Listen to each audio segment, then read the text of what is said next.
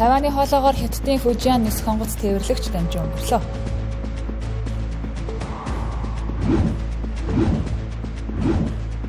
Ерөнхийлөгч Дональд Трамп Венесуелийн газрын тос тээвэрлэгч хүлэг онгоцуудыг Венесуэл руу орж гарахыг хоригложээ.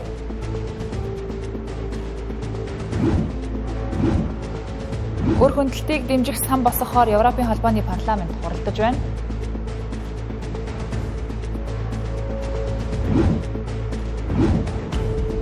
Өмнөд Солонгосын төв банк воны ханш суларч байгаа нь инфляцийг өдөөх эрсдэл үүсгэж байгааг анхаарлаа. Тэнгэр телевиз гадаад мэдээний хөтөлбөрийг та бүхэнд хүргэх гэж байна. Анхаарлаа хандуулна.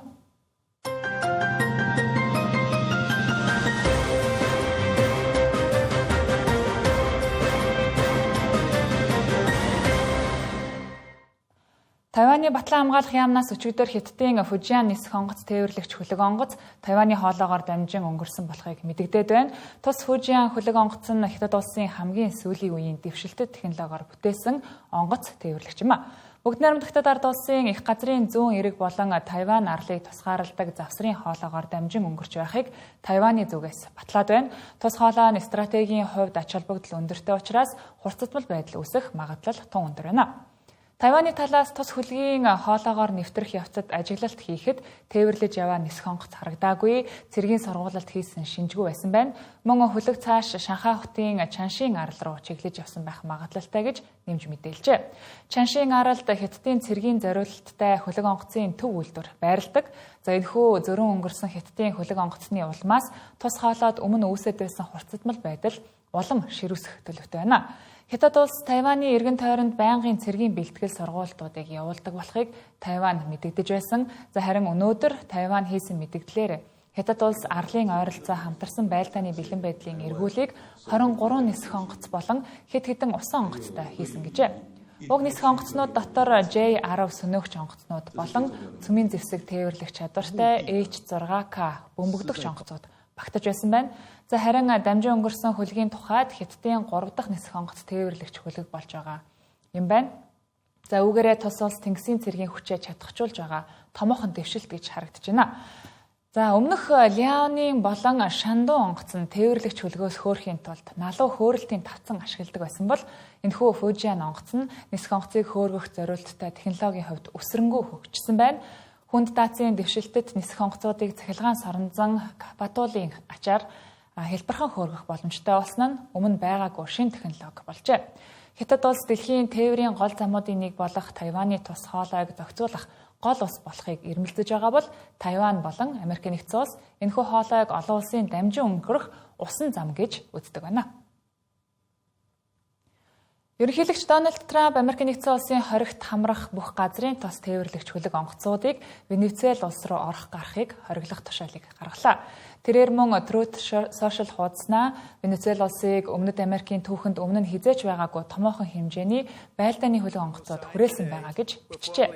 За энэ бол Америк нэгдсэн улсын зүгээс Венесуелийн ерөнхийлөгч Николас Мадурог албан тушаалаас нь буулгах шахалтын хүрээнд хийгдэж байгаа ажиллагааны нэг хэсэг юм.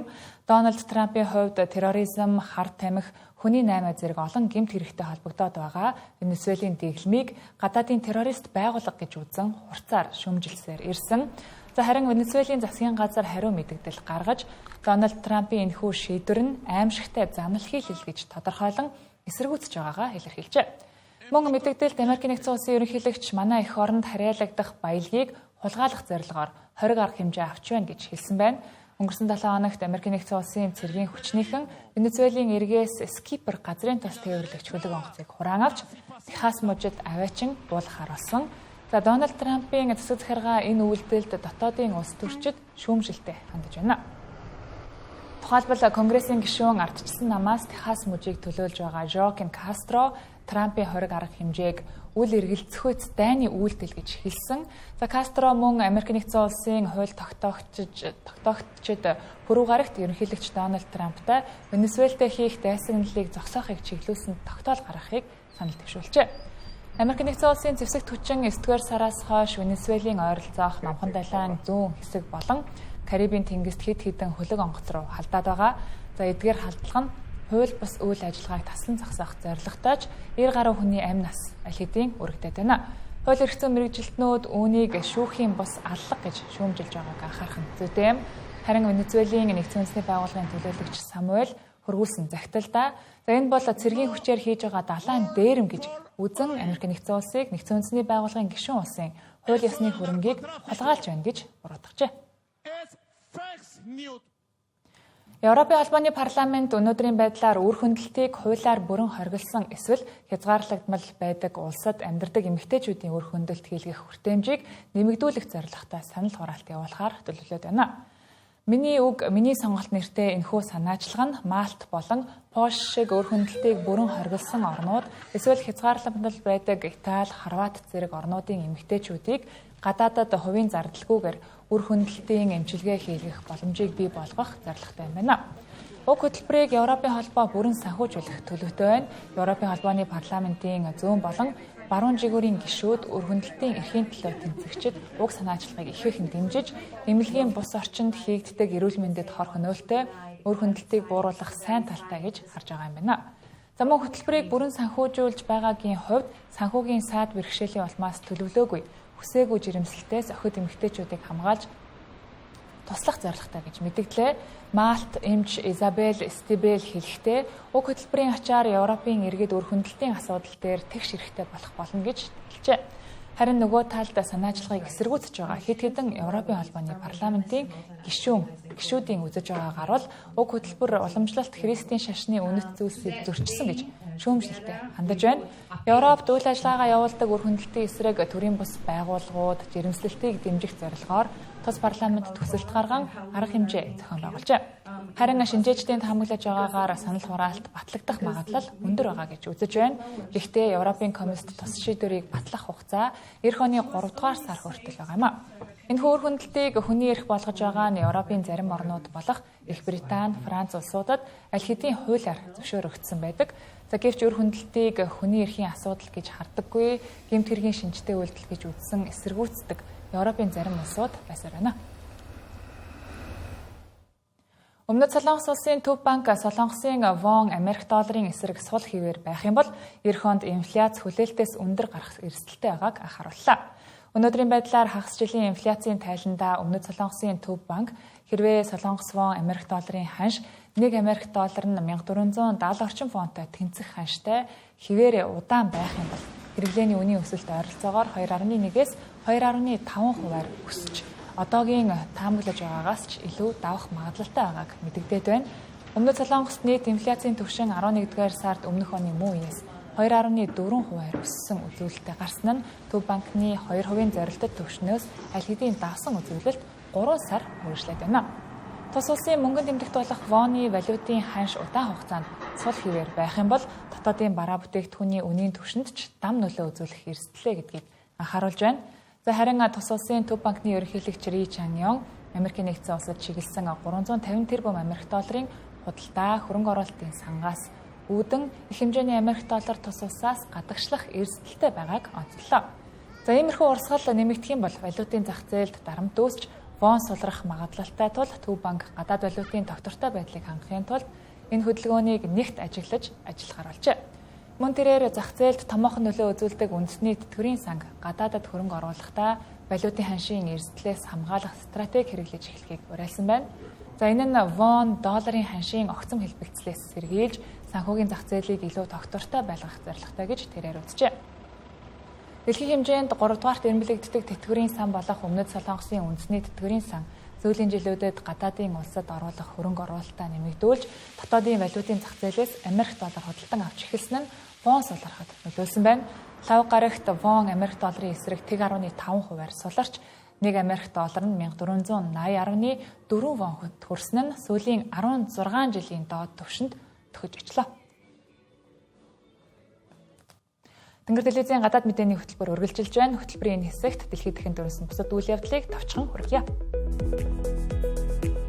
Их Британий 116 жилийн түүхтэй MI6 тагнуулын байгууллагын анхны эмэгтэй дарга Блейз Мэтревел Орос Албаны улсын ерөнхийлөгч Владимир Путин дайны хэлэлцээрийг зориудаар сонжруулсан үйл ажиллагаа явуулж дрон ашиглан нисэх буудлуудыг хяналтандаа авахыг оролдож магадгүй болохыг анхааруулжээ. Түүний хэлснээр энэ нь зөвхөн Украинаар хязгаарлагдахгүй. Холбоотон орнууд нэрвэгдэх боломжтой гэсэн юм. Близ Метревелийн хувьд тагнуулын газрын дараагаар ажиллаж эхэлснээсээ хойш анх удаа олон нийтэд нээлттэй үг хэлж байгаа нь энэ юм а.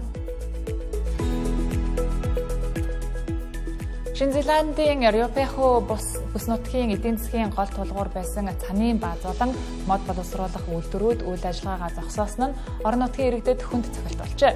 Ур амьсгалын өөрчлөлтөөс шалтгаалж засны улирал богиноссон, мөн эрчим хүчний үн өссөний улмаас томоохон үйлдвэрүүд хаагдсан нь олон зуун хүнийг ажилгүй болгож бүс нутгийг эзгүүрүүлэх аюулд хүргэжээ.